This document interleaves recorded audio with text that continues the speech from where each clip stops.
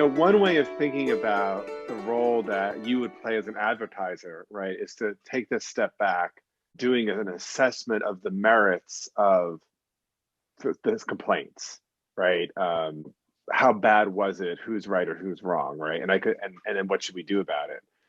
And it's interesting, like another way of thinking about that. So in the law, we talk about an opportunity to be heard, right? So going to court, right, is because you want an opportunity to be heard.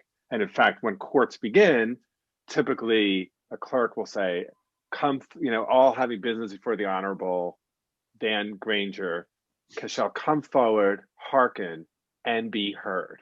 Like that's the line. And another way of thinking about what's happening is there's this moment where someone has said something that feels wrong, hurtful, upsetting, offensive, fill in the blank.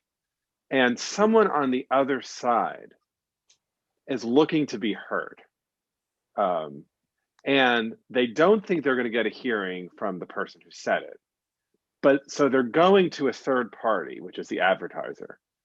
And the advertiser doing the thing that the set of complainants want is their way of feeling heard.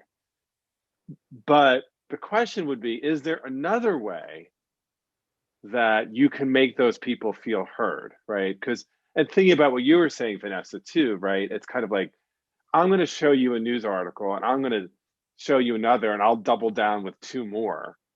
And so it's point, counterpoint with no hearing, right, at all. Absolutely. And so I think part of like what's embedded here, right? And this is not meant to be touchy-feely or put aside the genuine differences and strongly held emotions and feelings people have about it.